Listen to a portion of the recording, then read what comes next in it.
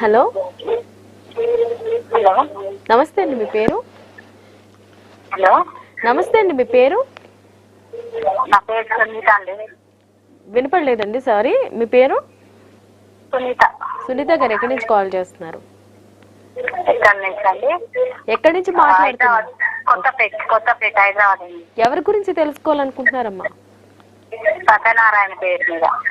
Okay, వారి పుట్టిన తేదీ, టైం ఉందమ్మా? లేదు మేడం. ఓకే, ఏ విషయం గురించి తెలుసుకోవాలనుకుంటున్నారు?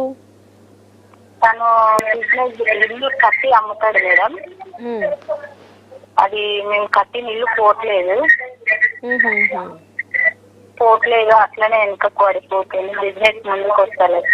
ఓకే ఓకే, మాట్లాడండి అమ్మ, గురుగారితో మాట్లాడండి. మీ సమస్యకు పరిష్కారం తెలియజేస్తారు గురుగారు. అమ్మా, మీ వారి పేరు మీద చూస్తే సత్యనారాయణ అనే పేరు మీద చూస్తే శతభిష నక్షత్రము, 2వ పాదము, కుంభరాశి. ప్రస్తుతం మీ వారికి ఏలినాటి నడుస్తుంది. జన్మరాశిలో శని సంచరిస్తున్నాడు. వచ్చే ఏడాది ఫిబ్రవరి 2వ తారీఖుకి, అంటే ఫిబ్రవరి నెలలో శని కుంభరాశిని వదిలేసి మీనరాశిలోకి పోతాడు. అప్పుడు మీ వారిలో జాతకంలో కాస్త ఆర్థిక పురోగతి అనేది స్టార్ట్ అవుతుంది క్రమంగా. రెండోది, ఇప్పుడు గోచార పరంగా శని జన్మరాశిలో సంచరిస్తున్నాడు కాబట్టి ఫైనాన్షియల్ స్ట్రెస్, ఏ పని అంటే ఆర్థిక పరంగా ఒత్తిళ్లు ఎక్కువ ఉంటాయండి. డబ్బు అంటే మూవ్మెంట్ అవ్వదు, డబ్బులు ఏడబడతాడు, బ్లాక్ అయిపోతూ ఉంటాయి, కొంచెం కష్టంగా ఉంటది. అందుకని ఏం చేయాలంటే మీ ఆయన గారు నెలకి ఒక శనివారం ఆంజనేయ స్వామికి వడమాల అది వేయిస్తే కొంత ప్రభావం కనబడుతుంది. ఇది కాకుండా ప్రతి నెల దశమి రోజున శివుడి మీద చెరుకు రసంతో అభిషేకం చేస్తే కొంచెం మానసిక ఒత్తిడి తగ్గి ఫైనాన్షియల్ గ్రోత్ వస్తుందమ్మా. అలాగే ఇల్లు అమ్ముడు పోవాలంటున్నారు కాబట్టి ప్రతి నెల మనకి విధియానికి వస్తుంది. ప్రతి నెల విధియాన్ అంటే పాడ్యమి అమావాస్య వెళ్ళిన 2వ రోజు కానీ పౌర్ణమి వెళ్ళిన 2వ రోజు కానీ విధియాన్ వస్తుంది. ఆ రోజున కేవలం పువ్వులతో కలిపిన నీళ్లతోటి శివుడి మీద అభిషేకం చేసి ఇల్లు అమ్ముడు పోవాలని తలుచుకుంటూ చేయమనండి. ఖచ్చితంగా ఇల్లు కూడా అమ్ముడుపోతుంది. ఉంటానమ్మా. ఓకేనండి, విన్నారు కదా గురుగారు చెప్పే రెమెడీస్ ని. మీకు అర్థం కాలేదు, లేదు వినపడలేదు అని అనుకునే వాళ్ళు ఏం చింతించాల్సిన అవసరం లేదండి.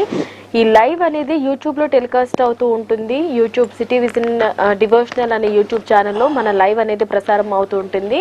సో ఈ లైవ్ ని మీరు సేవ్ చేసుకున్నట్లయితే కనుక మీకు గురువుగారు చెప్పిన మంత్రం కానివ్వండి, లేదంటే రెమెడీ కానివ్వండి, మీరు ఎప్పుడు కావాలంటే అప్పుడు చూసుకోవచ్చు. ఏ రోజు చేయమన్నారు, ఏ విధంగా చేయమన్నారు అనే దాని గురించి కూడా మీకు క్లుప్తంగా వివరాలన్నీ కూడా వివరంగా తెలుస్తాయి అన్నమాట.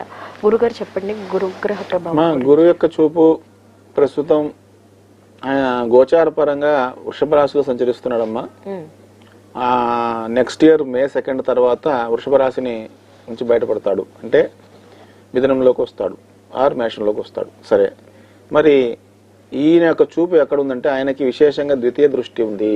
అంటే ద్వితీయ దృష్టితో మిథున రాశిని చూస్తున్నాడు, పంచమ దృష్టితో కన్యా రాశిని చూస్తున్నాడు, సప్తమ దృష్టితోటేమో వృశ్చిక రాశిని చూస్తున్నాడు, అలాగే భాగ్య దృష్టితో మకర రాశిని చూస్తున్నాడు.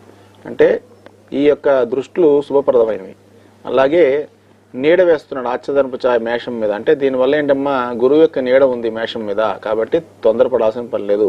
అందులో శని దృష్టి కూడా ఉందమ్మా మేషం మీద కాబట్టి కొంత గురు దృష్టి ఉంది కాబట్టి ఎంత ఆధ్యాత్మికంగా ఉంటే, అంటే ఆధ్యాత్మికంగా అంటే దైవ సంబంధమైన దోషం చేయకుండా నమ్మిన దైవాన్ని కొలిసి నమ్మిన దైవాన్ని అడగటం, అలాగే ఇష్ట దైవాన్ని కానీ కులదైవాన్ని కానీ ఆరాధించడం, కనీసం గురువారాలు శక్తి మేరకు పూజ చేసుకుంటే ఖచ్చితమైన ఫలితాలు ఉంటాయమ్మా. అందులో ప్రజెంట్ గురువు యొక్క చూపు అంటే ద్వితీయ దృష్టితో